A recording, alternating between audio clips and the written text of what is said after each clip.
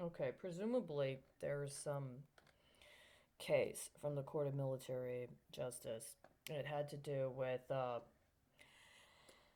man who was accused of sodomy and fraternization.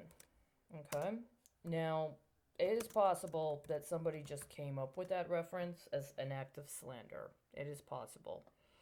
Um, these days, they have a very bad track record of trying to actually follow through on these things that they do with alleged cases. There's a lot of cases that have been overwritten and rewritten, and I found it. As a matter of fact, I have this evidence. So I believe that the confirmation of a recent confirmation of a Supreme Court justice was actually used as part of a long-term hedging strategy that was based on a kickback scheme associated with the confirmation of the justice before him. And part of how it's accomplished is through fraudulent duplicates of the original case material that are allowed to be cited or referenced in other kinds of securities associated with the topics that are part of those cases. But I have had this problem since I was young, where women in my mother's family were disproportionately targeted by sex predators, including sex predators that were in the military. I have two aunts whose children were targeted by men who were in the military and made some sort of inappropriate sexual contact with their daughter, right? And this is something I experienced the entirety of my adolescence and growing up, this understanding that for whatever reason there was this unique situation where my father never did anything against me.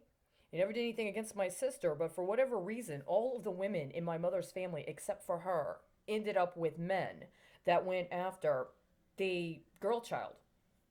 And usually it wasn't their own daughter, it was a daughter from somebody earlier than when they came along. But at some point, my aunts would meet a man who was in the military, and that man would be at least accused of engaging in acts of sexual molestation of my nieces. Of my cousins. At least two of the aunts in my mother on my mother's side of my family. And at some point later in life, after I was an adult, my sister and I did a survey together. It was at my behest. There was a university in Chicago that was doing a survey of allegedly LGBT people and their siblings and compared differences in terms of their understanding of things. And I did the survey. This is the ironic thing. This was in probably 1998. And I did the survey with her over the phone. I'd asked her for her consent. She said she wanted to do it. So I asked her. She's like, "We'll do it over the phone. Call me up and we'll do it over the phone." And we were on the phone. We talked about it on the phone. So I asked her the questions over the phone, and she gave me her answers, and I filled the survey out for her. And she had some different recollections about our childhood than I did, in terms of like the specifically the behavior of my father with her. And at some point, I had this very traumatizing experience when I was young, when my mother told me stories about my father. When I was at a very formative age, my mother told me stories about my father engaging in acts of sexual violence against her. She told me details, explicit details of what he did. And I was horrified. And she said, "Don't tell anybody, don't tell anybody. I'm afraid he's going to do this to you." This is what she said. She was afraid my father was going to do these things to me. And so I got a neighbor. We had a neighbor, and I told the neighbor what my mom told me. And I said that my mom said that my dad has been doing these things to her. At some point, my understanding is she ended up telling her husband. Her husband ended up finding a way to report this to my father's CO. At some point, there was some conversation involving this because then later, my mother called me in to talk to her, and she said, "I can't believe you said that about your father." And I said, "What?" She says, "Why would you lie about your father like that? Why would you go tell people your father said those things? Why would you tell anybody that your father did those things? How dare you say those hard?" And I was like, "You told me for months. For months, you would tell me that I can't make up these stories." I was too young. I was a teenager.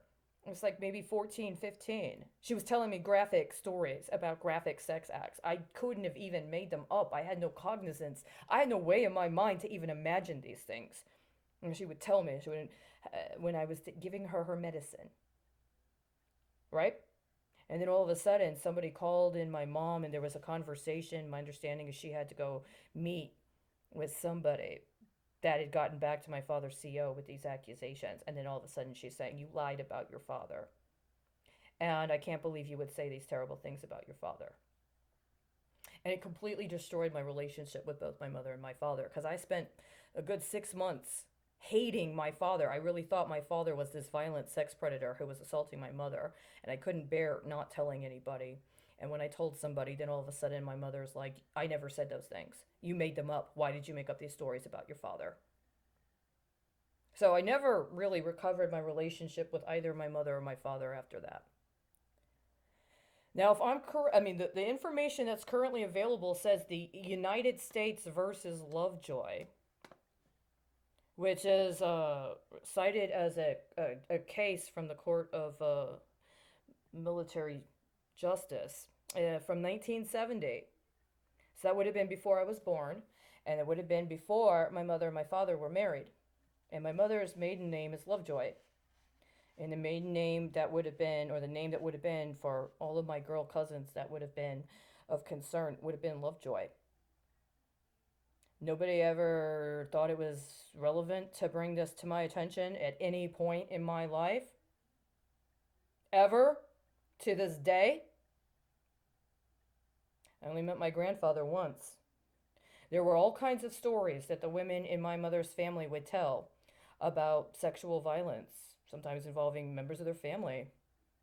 Sometimes involving, their girl children telling these stories.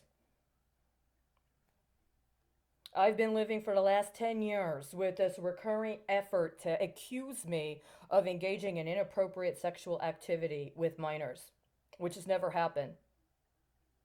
When I was in Honduras, after years of not having any libido because I was on drugs to dull my capacity to even engage in a reasonable conversation, much less have any emotional or sexual stimulation in my life at all. I started having fantasies again. I thought it was just me, and then I would have a fantasy, and I would go to school where I was a teacher, and then somebody in my class would say the things that somebody had said in my fantasy the night before. Then they wanted to put me on drugs again. You know what I did? I stopped masturbating. I left the fucking country, and to this day, none of you will look me in the fucking face. Did you know that Bill and Hillary Clinton co-conspired to set up a so-called nuclear paradigm involved with sexual assault concerning children? And did you just decide you would go along with an effort to continue framing me because I had a named reference that made it really nice on the conversion? It's a very direct question, especially all of you with your bar membership and your rights to whatever it is, the amendment. Did you want to coach, guide, conform me into being transgender so I could convert sodomy cases from the fucking military for what? Public education? Is that why none of you will actually fucking communicate with me at all? Did you actually agree to sacrifice charity to cover up for the fact that you were aiding and abetting actual fucking pedophiles? Actual fucking pedophiles that were trying to abuse military case law?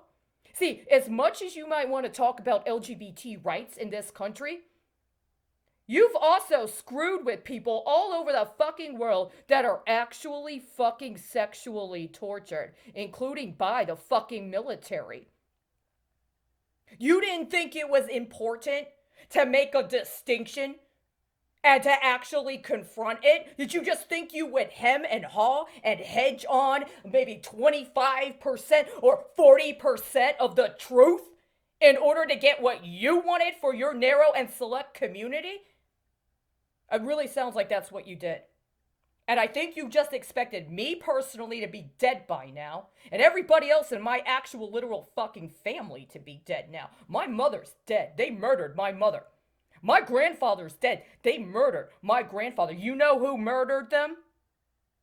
Lawyers and judges that set up long-term fucking deals. For what?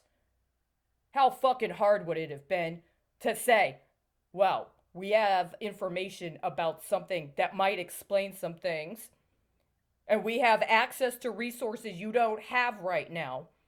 So we want to explain this to you. None of you fucking did that. None of you came fucking close. And everything you've done appears to be absolute charlatanry. I really have a hard time believing that all those people I used to know who became lawyers didn't fucking know.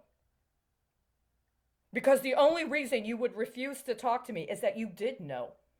And you wanted to co-conspire with the other side, which is, can you turn me into the all-American girl that fucking cracks and goes the active shooter, domestic terrorist, epitome of white supremacy gone wrong?